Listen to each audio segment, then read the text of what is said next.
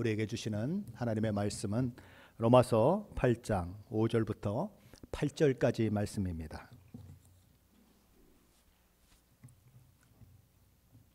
로마서 8장 5절부터 8절까지 말씀 우리 한 목소리로 같이 봉독하겠습니다. 육신을 따르는 자는 육신의 일을, 영을 따르는 자는 영의 일을 생각하나니 육신의 생각은 사망이요 영의 생각은 생명과 평안이니라. 육신의 생각은 하나님과 원수가 되나니 이는 하나님의 법에 굴복하지 아니할 뿐 아니라 할 수도 없습니다. 육신에 있는 자들은 하나님을 기쁘시게 할 수 없느니라. 아멘. 우리는 지난 시간에 로마서 8장 1절부터 4절까지의 말씀을 살펴보았습니다. 특별히 로마서 8장 1절 말씀인 그러므로 이제 그리스도 예수 안에 있는 자에게는 결코 정죄함이 없나니 라고 하는 이 말씀은 로마서 8장의 내용이 무엇인지를 보여주는 아주 핵심 구절입니다. 그 사람의 심령에서 근본적인 변화가 일어난 사람이라면 그리스도 예수 안에 있는 생명의 성령의 법으로 말미암아 죄와 사망의 법으로부터 해방된 사람이라면, 그리고 성령 하나님께서 그 심령 속에 들어와 있는 사람이라면 그는 구원받은 사람이고, 그가 구원받은 사람이고 또 그의 구원이 결코 취소될 수 없고 무효화될 수 없다라는 이야기를 하고 있는 것입니다. 그렇다면 그 일이 어떻게 가능했는가? 2절은 이렇게 말씀합니다. 이는 그리스도 예수 안에 있는 생명의 성령의 법이 죄와 사망의 법에서 너를 해방하였습니다. 하나님께서는 인간이 연약하여 율법의 요구를 만족시킬 수 없는 그것을 우리 주 예수 그리스도를 통하여 이루어지도록 하시는 것입니다. 그래서 죄와 사망의 법에서 영원한 멸망에 처해질 인류를 우리 주 예수 그리스도 안에 있는 생명의 성령의 법으로 구원하셔서 그들을 구원받은 자로서 살게 하시는 것입니다. 하나님께서 그 일을 위해서 무엇을 하셨는가 하는 것이 로마서 8장 3절과 4절 말씀에 나오는 것입니다. 제가 현대인의 성경을 한번 읽어보겠습니다. 우리의 타락한 성품 때문에 율법이 연약하여 할 수 없는 그것을 하나님은 하셨습니다. 하나님께서는 죄의 문제를 해결하시기 위해 자기 아들을 죄 많은 인간의 모양으로 보내시고 우리의 죄값을 그에게 담당시키신 것입니다.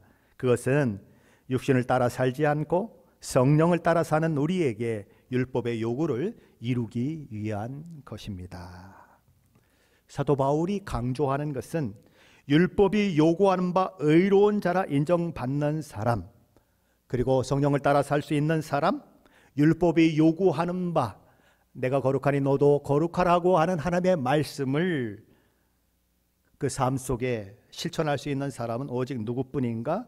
성령을 따라 사는 사람, 예수 그리스도의 십자가 복음의 능력을 통하여서 구원받은 사람, 하나님의 자녀된 사람, 참 그리스도인 밖에는 없다라고 이야기를 하고 있는 것입니다. 우리는 지난 시간에 이 부분에 대해서 살펴보았습니다. 사도 바울이 율법이 요구하는 바가 이루어질 수 있는 사람은 오직 그리스도인에게만 해당하며 비그리스도인에게는 해당되지 않는다는 사실을 보여주기 위해서 오늘 본문에서는 비그리스도인과 그리스도인이 근본적으로 어떠한 차이점을 가지고 있는가라고 하는 것을 이야기하고 있습니다. 난 크리스찬과 크리스찬의 근본적인 차이점은 무엇일까요? 사도 바울은 비그리스도인과 그리스도인은 그가 육신을 따라 사는 사람인가 아니면 영을 따라 사는 사람인가 하는 것에 의해 구분된다라고 말씀합니다. 육신을 따른다 아니면 영을 따른다라고 하는 것은 선택의 문제가 아니라 무엇의 지배를 받고 있느냐라고 하는 그런 의미인 것입니다. 다시 말해서 무엇에 의해서 그가 지배받고 있는가, 무엇에 의해서 삶의 방향과 의미와 목적이 지배당하고 있는가, 그것을 이야기하는 것입니다. 어떤 이들은 여기 언급하고 있는 육을 따라 사는 사람, 영을 따라 사는 사람을 두 종류의 크리스찬을 가리킨다라고 그렇게 이야기하는 분들이 있습니다. 그래서 종종 죄에 넘어지고 자빠지는 사람, 육신의 욕심으로 인해 실패와 좌절을 경험하는 아직 영적으로 어린 아이 같은 신앙을 가진 그리스도인을 가리켜서 육을 따르는 사람이라고 이야기하고, 죄와 싸워 이기는 사람, 육신의 욕심과 욕망을 이기고 승리하는 사람, 영적으로 장성한 분량에 속한 그리스도인을 가리켜서 영을 따라 사는 사람이다라고 하고 있는 것이다. 그렇게 주장하는 분들이 있습니다. 하지만 그렇지 않습니다. 여기 육신을 따라 사는 사람은 타락한 인간 본성을 따라 사는 사람, 하나님의 성령이 그 사람 인격 안에 들어오기 이전의 사람, 구원받지 못한 비그리스도인을 가리키는 표현입니다. 그리고 영을 따라 사는 사람은 그리스도인을 가리키는 표현입니다. 우리는 오늘 본문을 함께 나누면서 그것을 자연스럽게 그게 그런 이야기구나 하는 것을 알게 될 것입니다. 육신을 따라 사는 비그리스도인의 특징은 육신에 의해서 지배당한다는 것입니다.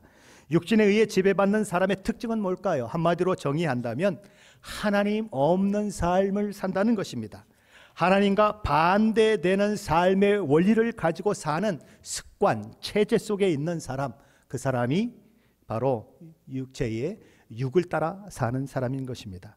하지만 그리스도인은 영을 따라 사는 사람이다라고 이야기되는 것입니다. 그는 영에 의해 지배당하는 사람입니다. 그는 하나님을 자신의 창조주시요, 주인이요, 통치자요, 아버지로 모시고 사는 사람입니다. 하나님의 뜻과 계획을 따라 하나님의 말씀을 따라 살기를 소원하고 그 소원을 향해 날마다 걸어가는 사람, 바로 그가 영을 따라 사는 사람이고 구원받은 사람인 것입니다. 자, 그렇다면 육신을 따라 사는 사람, 육신 아래, 죄와 사망의 권세 아래 있는 비그리스도의 삶의 특징은 어떤 것이 있느냐 하는 것입니다. 사도 바울은 오늘 본문을 통해서 4가지로 그 특징을 우리에게 이야기하고 있습니다.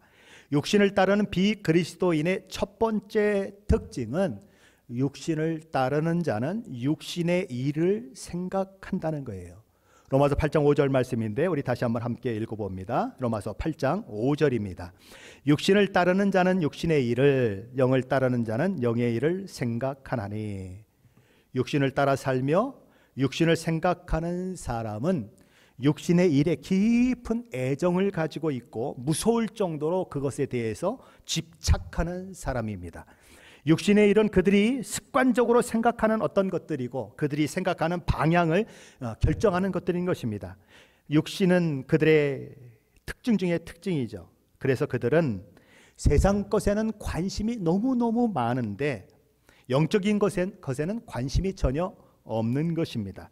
눈에 보이는 세상 나라에는 관심이 지극한데 하나님 나라에는 관심이 전혀 없는 것입니다. 그들은 하나님 알기를 거부하는 마음을 가지고 있고 하나님을 그 마음에 두기를 원하지 않는 마음을 가지고 있습니다. 영적이고 하나님의 영역에서 벗어난 그들의 모든 생각과 관심, 그리고 그들이 추구하는 모든 것들은 육신의 일을 생각하는데 머물러 있다는 것입니다. 그런데 세상에 보면 아주 고상한 사람들이 있어요. 매우 도덕적으로 아주 뛰어나 보이는 사람들이 있습니다. 아주 고매한 지성을 가진 사람들이 있습니다.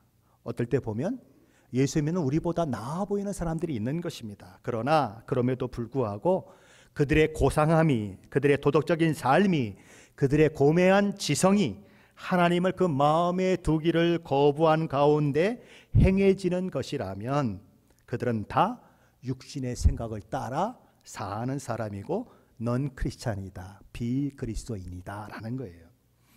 그들의 생각은 그래서 어디에 집중되는가? 땅의 것에 집중될 수밖에 없다. 그래서 땅의 것이 그들의 즐거움이고 땅의 것이 그들로 하여금 만족을 누리게 하는 것들이다 라는 것이죠. 한국의 지성이라고 불리우는 두 인물이 있죠. 아직도 살아계신 우리 김영석 교수님이 계시고 또 지난 2022년 2월 26일 암투병을 하다가 돌아가신 이어령 씨라고 하는 분이 있습니다.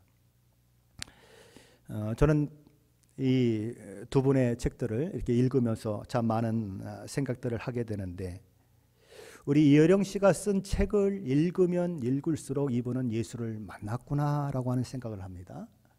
근데 희한하게 김영석 씨가 기독교에 대해서 수도 없이 얘기하고 뭐 이 얘기 저 얘기 하는데 그분의 책을 읽으면 읽을수록 이분은 예수를 안 만난 것 같다라고 하는 생각을 하게 됩니다.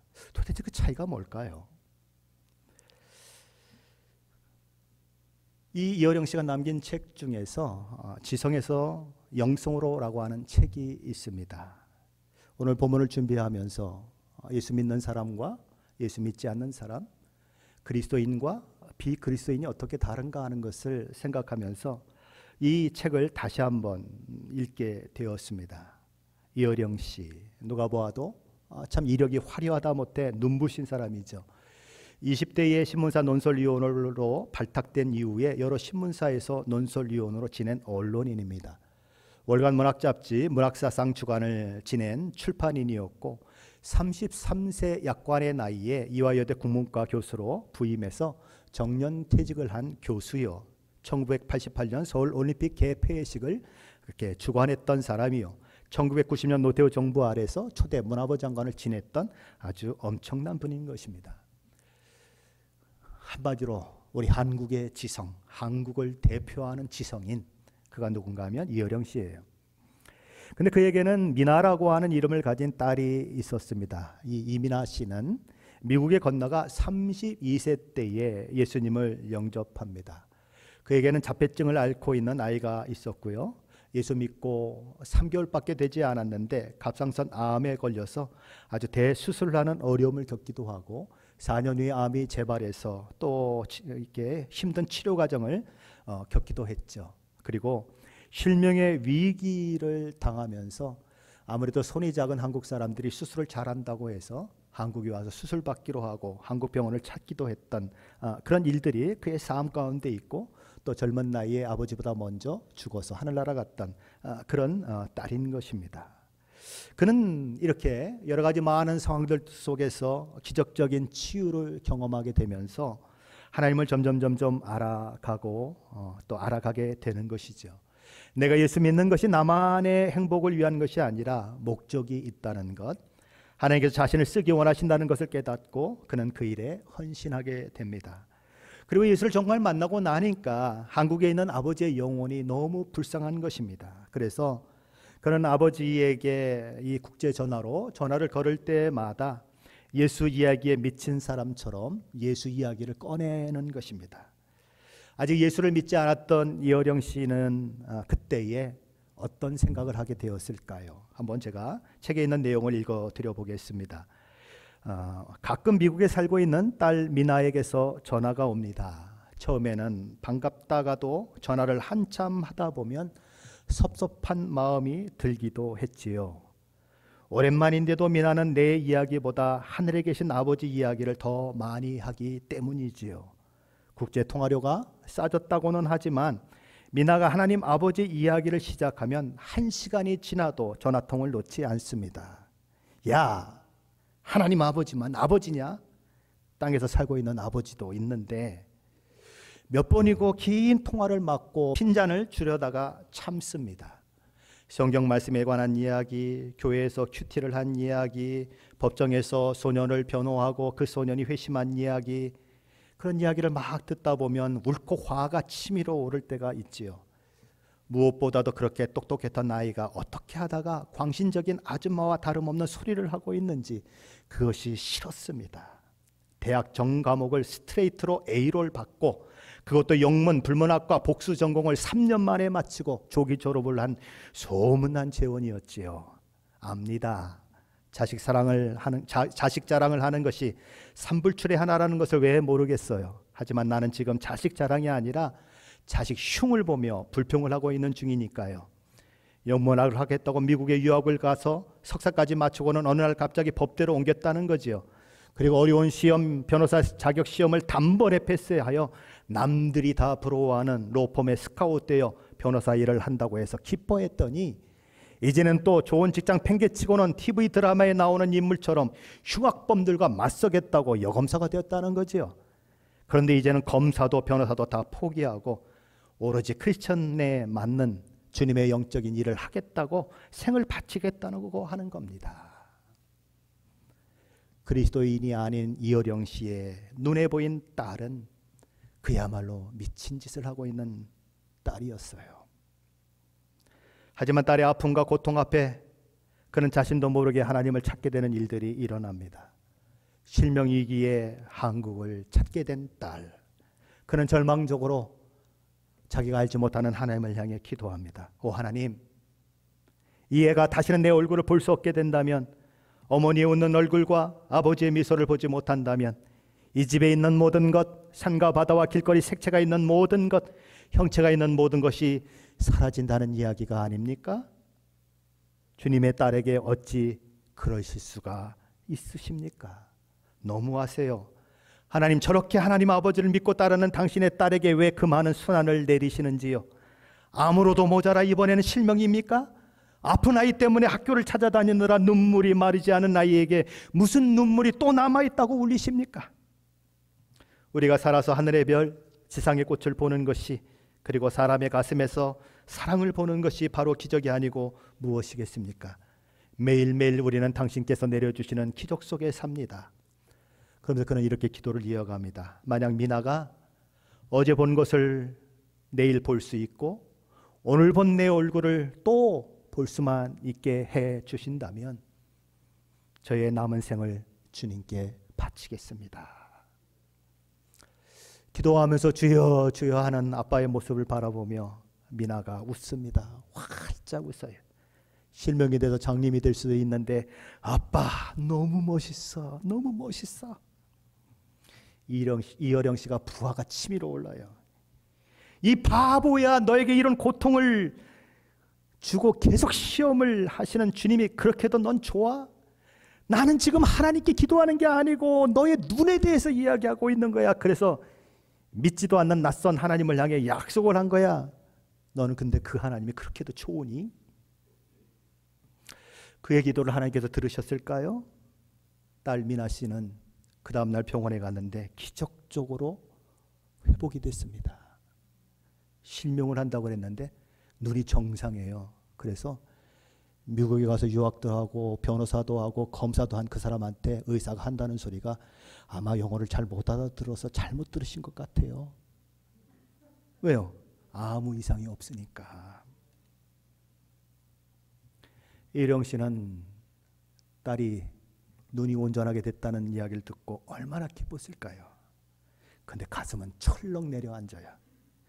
그는 이렇게 표현합니다. 가슴이 천근 무게로 철썩 떨어지는 불안을 동시에 느꼈다고. 왜요? 하나님께 드린 약속 때문에. 하나님께 자의 삶을 드리겠다고 했는데, 알지 못하는 하나님께, 낯선 하나님께 그 얘기를 했는데 딸이 덜컥 나와버렸으니 큰일 난 거죠. 이제 삶을 드려야 하지 않습니까? 이래저래 고민을 합니다. 하영조 목사님이 세례를 받으라고 그래도 아직은 아니지요, 아직은 아니지요 그럽니다. 그러다가 딸에게 전화를 받는 어느 날 얘기합니다. 야, 나 세례 받기로 결정했다. 근데 한국에서 한번 받는다고 생각해 보십시오. 서울 온누리교회가 얼마나 큽니까? 이어령 씨를 모르는 사람이 누가 있겠습니까? 몇만 명이 모이는 곳에서 세례를 받으면 온 세상에 소문 다 나게 생겼으니까 아니다 이럴 게 아니라 일본에 가서 받자.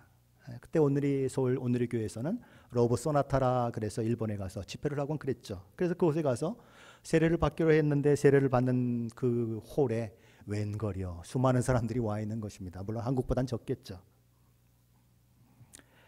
그는 그때 세례받는 이야기를 이렇게 적고 있습니다. 그렇게 많은 사람 앞인데도 나는 눈물을 흘렸습니다. 보통 때 같으면 부끄러워서 몰래 숨겼을 눈물을 그냥 쏟았습니다. 왜 울까? 슬픔인가? 감동인가? 회개인가? 혹은 감사인가? 모릅니다. 지금 글을 쓰고 있는 지금도 모릅니다. 그러나 어렸을 때 싸움을 하다 코피가 터졌을 때도 울지 않던 아이가 누군가 옆에서 역성을 들어주거나 편을 들어주면, 관심을 보여주면 그 순간 왕 하고 울음을 터뜨리지요. 꼭 그런 거였지요.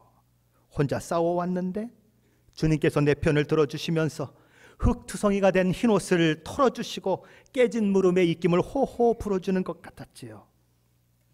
그래서 그는 세례를 받으며 우는 것입니다.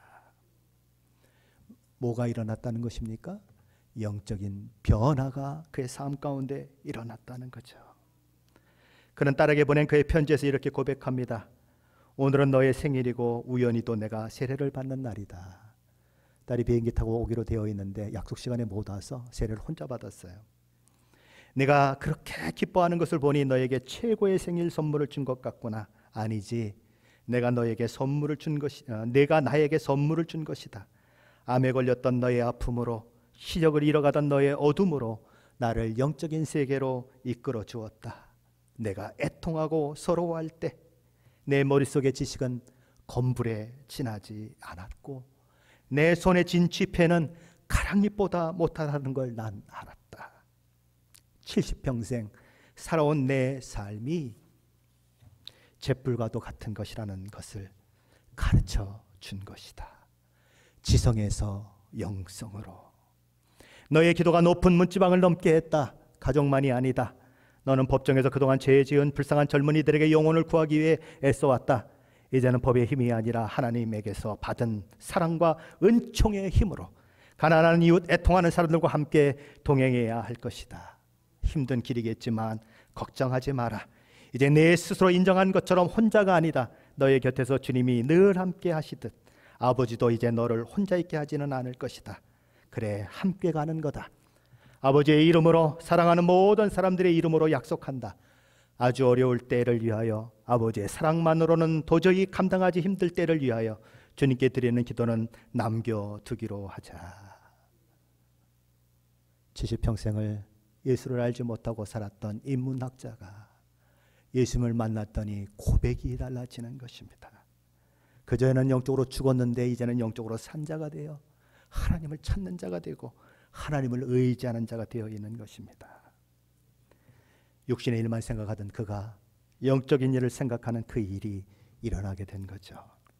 그는 그러면서 그렇게 죽어가면서도 죽음을 생각하며 그 죽음에 대한 이야기들을 많이 남기고 있는 것입니다.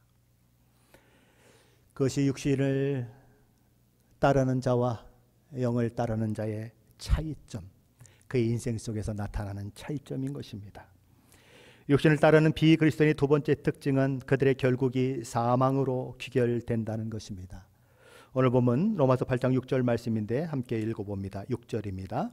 육신의 생각은 사망이요 영의 생각은 생명과 평안이니라.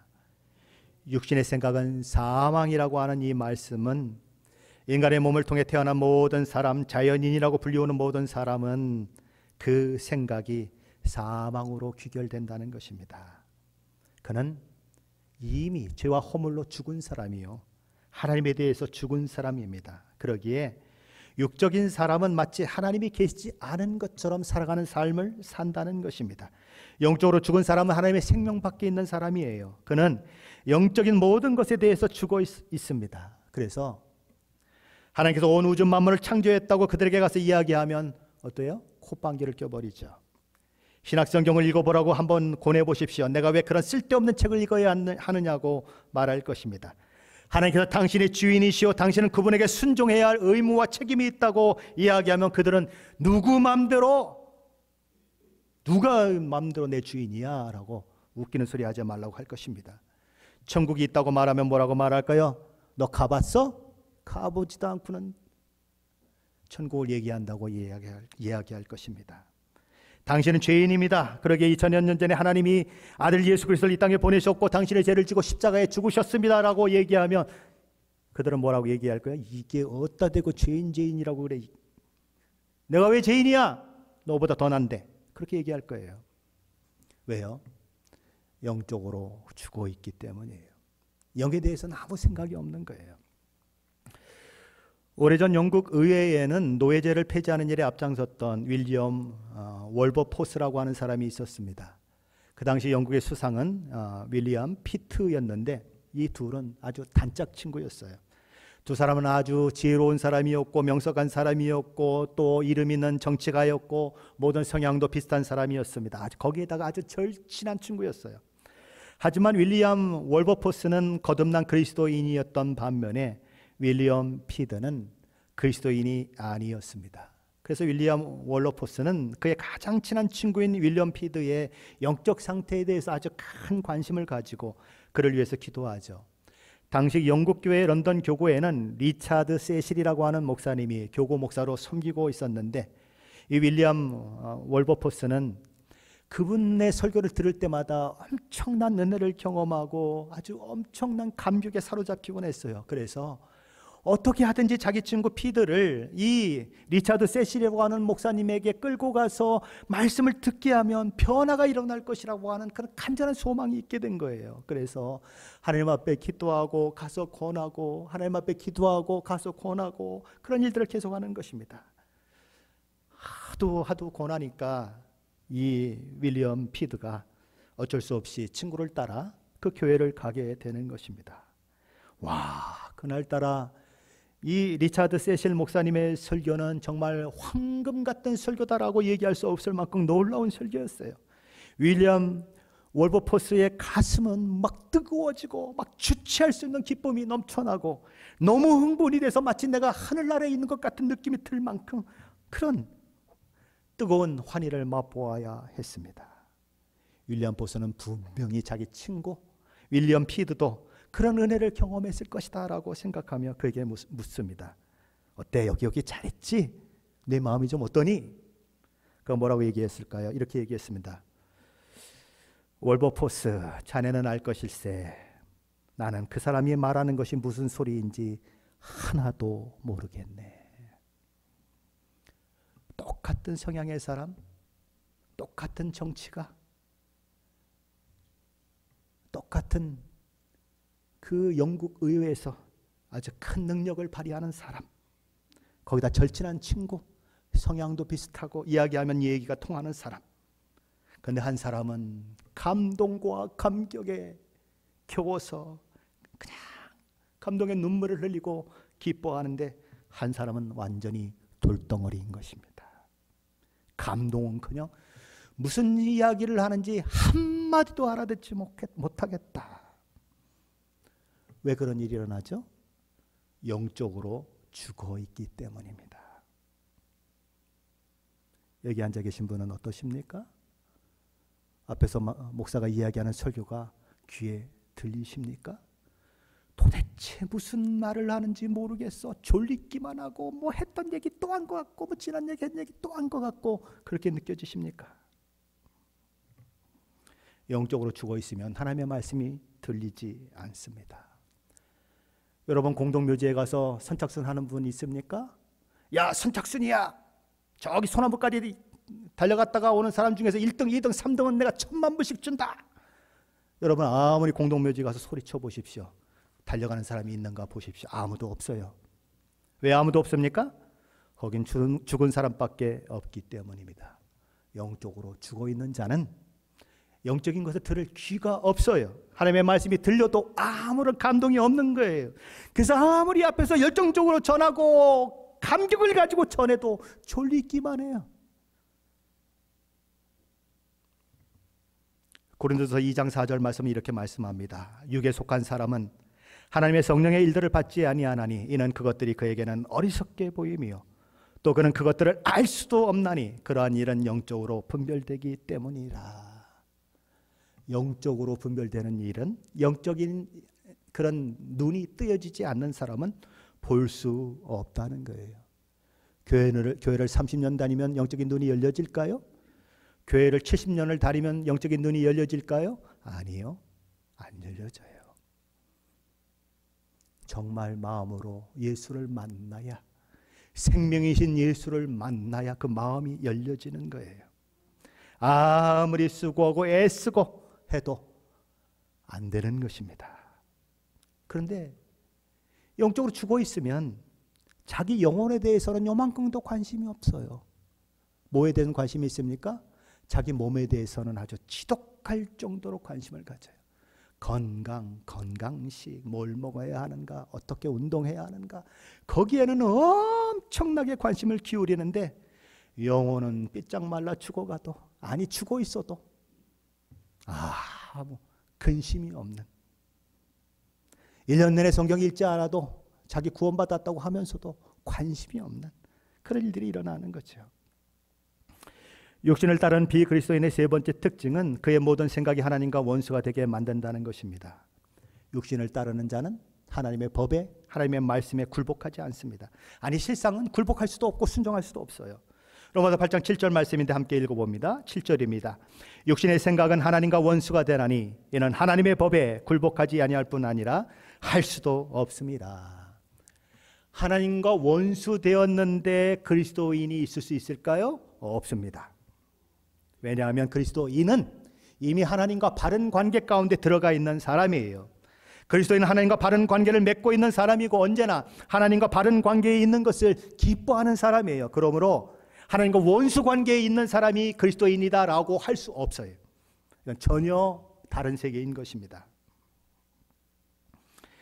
하나님과 바른 관계를 맺고 있는 것이 그리스도인에게는 큰 기쁨이에요. 그래서 하나님 앞에 잘못했을 때, 하나님 앞에 실수했을 때, 하나님과의 관계가 틀어지고 있다는 생각을 하게 되면 가슴이 아픈 거예요.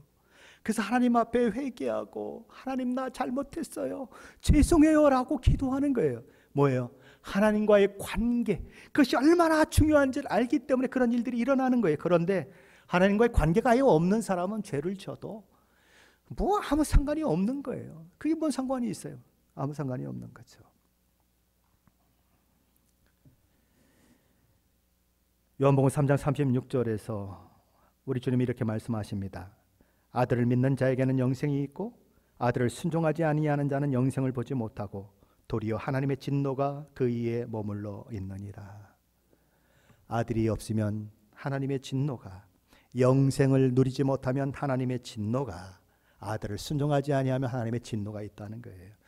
비그리스도인에게 있을 수 있는 것은 하나님의 진노밖에 없다는 거죠. 그러나 예수 그리스도를 믿는 자 위에는 뭐가 있습니까? 아들을 믿는 믿음이 있고 영생이 있고 아들에게 순종하는 그런 믿음의 역사가 있고 영생을 보는 자요, 하나님의 진노와는 상관이 없는 그런 자가 된다고 하는 것입니다.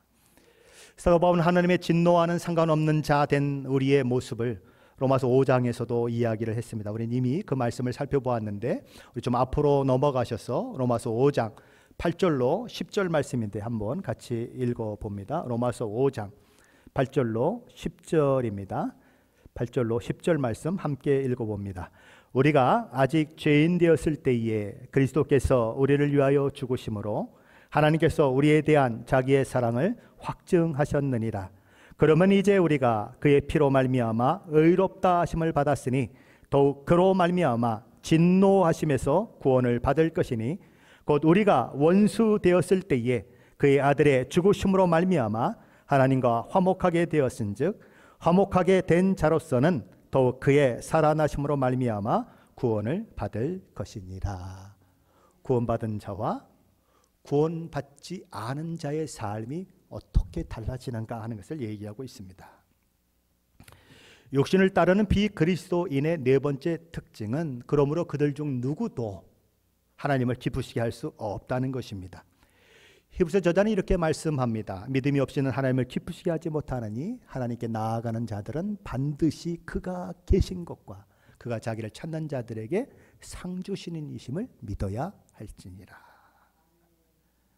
하나님의 존재를 부인하고 하나님은 없다고 주장하는 사람이 하나님을 어떻게 기쁘게 할 수 있겠습니까? 하나님을 모르는 사람이 하나님이 무엇을 좋아하시는지 무엇을 기뻐하시는지 어떻게 알 수 있겠습니까? 사람도 사람을 제대로 알지 못하면 나는 사랑한다고 하는데 상대방에게는 고통이에요. 그렇죠? 얼마 전에 한국에서 어떤 사람이 300번도 넘게 그렇게 그냥 스토킹이라 그러죠. 그렇게 하다가 안 되니까 결국 기다렸다가 여자를 살해하는 사건이 나왔죠.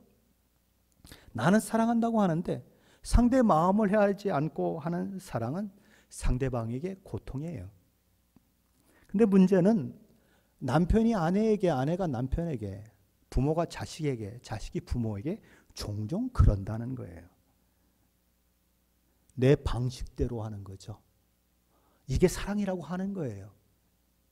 그런데 사실 그 사랑을 베푼다고 하는 사람에게 정말 나는 내 마음을 다해서 사랑을 베푸는데 사랑을 받는다고 생각하는 사람에게는 아빠 엄마가 남편이 아내가 하는 게 고통이에요. 그럴 수 있잖아요. 왜요? 상대를 모르면. 그럴진데 하물며 하나님을 알지 못하고 자기 식으로 자기 생각을 가지고 세상적으로 살아가는 사람이 어떻게 하나님의 기쁨이 될 수 있느냐? 당연한 거죠, 그거는요. 이런 비그리스도인의 특징, 육을 따라 사는 사람의 특징 4가지를 사도 바울은 지금 본문을 통해서 이야기하고 있는 것입니다. 저와 여러분의 시력은 얼마나 되십니까? 어디까지 볼 수 있습니까? 여러분이 본 것이 확실하다고 자신할 수 있습니까? 혹시 여러분의 삶 가운데 내가 확실하다고 그냥 확실히 봤다고 얘기하는데 나중에 보니까 아닌 것을 경험해 보신 적이 혹시 있으십니까? 저도 그런 적이 있어요. 그러므로 눈으로 본 것 외에는 안 믿겠다고 하는 사람만큼 어리석은 사람은 없는 것입니다.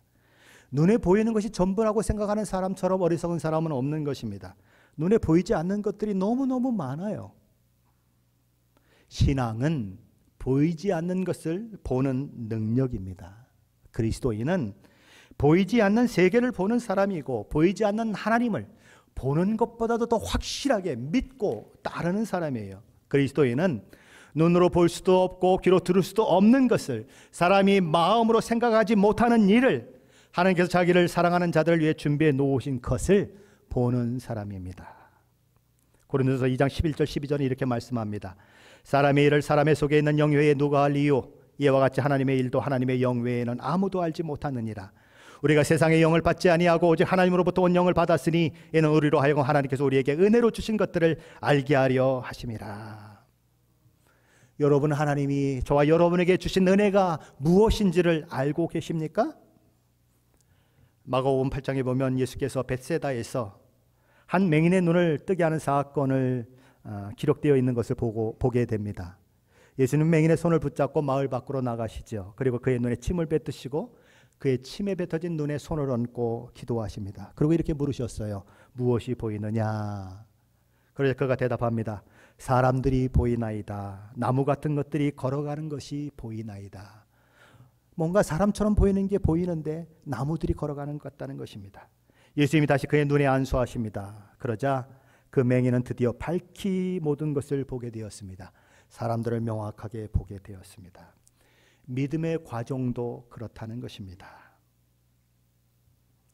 눈이 뜨여지지 않는 맹인은 아무것도 볼 수가 없습니다. 눈이 뜨여지면 희미하게 보는 것이죠. 예수 처음 믿으면 희미하게 영적 세계를 보게 되는 것입니다. 희미하게 하나님을 알아가는 것입니다. 그런데 점점 신앙생활이 깊어지면 깊어질수록 영적으로 이미 생명을 가진 자는 그 생명이 자라나게 되어 있고 나중에는 눈으로 확실히 보는 것처럼 보게 되는 놀라운 역사가 일어나게 된다는 거죠. 영적으로 전혀 무지하고 알지 못했던 자가 예수님을 만나 영적 생명을 얻으면 맹인이 처음에 보는 것처럼 뭐가 보이긴 보이는데 나무가 돌아다니는 것 같습니다. 좀 이따가 어떤 고백을 하게 된다고요? 사람이 확실하게 보입니다. 보인다 하는 그런 외침이 있게 되는 것입니다. 예수님 누가복음 10장 22절에서 하나님께 기도하시면서 이렇게 말씀을 하셨습니다. 내 아버지께서 모든 것을 내게 주셨으니 아버지 외에는 아들이 누구인지 아는 자가 없고 아들과 또 아들의 소원대로 계시를 받는 자 외에는 아버지가 누구인지 아는 자가 없나이다. 하나님이 눈을 뜨게 해주시지 않는다면, 하나님의 영적인 눈을 뜨게 하지 않으신다면 아무도 아버지가 누구신지 알 수 있는 자가 없다. 그러나 하나님이 눈을 뜨게 하시면, 영적으로 살아나게 하시면 그에게는 하나님이 누구신지 아는 지혜가 생기고 예수 그리스도를 믿는 믿음이 생기고 영생에 참여하며 영생의 삶을 사는 일들이 가능하다는 것이죠. 그래서 누가복음 10장 23절에서 예수님이 이렇게 말씀하십니다. 너희가 보는 것을 보는 눈은 복이 있도다. 저와 여러분의 영적인 눈은 뜨여져 있습니까? 하나님을 보고 계십니까? 하나님의 일하심을 보고 계십니까? 맹인된 자의 눈을 열어 영적인 눈이 뜨여져 모든 것을 볼 수 있는 것처럼, 처음에는 나무처럼 보이던 것이 더 확실하게 보이는 것처럼 점점 영적인 세계, 하나님의 세계, 말씀의 세계, 보이지 않는 세계, 하나님 나라의 세계를 보고 계십니까? 그래서 날마다 우리 마음 가운데 하나님 나라를 향한 소망이 점점 커지고 그분의 생각대로 그분의 뜻대로 살고 싶은 마음이 날마다 더 커집니까? 그렇다면 저와 여러분은 그리스도인입니다. 그런데 여전히 도대체 저 목사가 무슨 말을 하는지 모르겠어. 아니 왜 남들은 그냥 쉬운 설교도 하고 재밌는 설교도 하고 막 웃겨주는데 저 목사는 맨날 왜 저렇게 말씀만 가지고 저러는 거야. 나 이해가 안 돼. 그런 마음을 가지고 계십니까? 어쩌면 여러분은 아직 그리스도인이 아닐 수 있습니다. 하나님의 사람은, 영적인 생명을 가진 사람은 영적인 것이 들려요. 하나님의 말씀이 들려요. 깨닫지 못했던 하나님의 말씀들이 풀어져요. 알게 돼요. 하나님의 사랑이 느껴져요. 그건 어떻게 설명할 수가 없어요. 경험한 사람의 일치된 고백이에요. 맹인처럼 아직 영적인 것이 보이지 않는 분들이 이곳에 있으십니까? 하나님 앞에 보게 해달라고 기도하십시오. 하나님, 교회만 왔다 갔다 하는 사람이 아니고 20년 30년 그냥 나 신앙생활 하다가 뭐 그냥 오래 다녔다고 권사되고 뭐 장로되고 그래서 어깨에 힘주고 다니는 사람 말고요. 하나님, 나 진짜 예수 믿는 사람 되고 싶어요. 예수님이 누구신지, 하나님이 누구신지 아는 사람이 되어서 정말 나도 예수 믿는 기쁨이 뭔지, 행복이 뭔지, 하나님의 말씀에 순종하는 자가 얻는 복이 뭔지 알고 싶어요 라고 기도하십시오. 하나님은 모든 사람이 구원 얻기를 바라시는 분이시기 때문에 그분의 기도를 외면하지 않으실 것입니다. 아직 하나님의 나라가 잘 보이지 않으십니까? 희미하게 보이십니까? 사람을 보는데 나무 토막이 걸어가는 것처럼 보이십니까? 그럴지라도 보인다고 하는 것이 은혜인 것을 아십시오. 보이는 것은 이미 은혜를 받은 자요, 나를 하나님께서 구원했다고 하는 증거인 것입니다. 하나님 앞에 더 나아가 하나님을 구하고 하나님을 찾으면 그 눈이 점점 열려져서 하나님 나라를 보고 하나님 나라를 경험하고 영적인 세계를 경험하는 그 일들이 있게 될 것입니다. 그런 은혜가 저와 여러분 가운데 있게 되시기를 예수 그리스도의 이름을 간절히 축원합니다.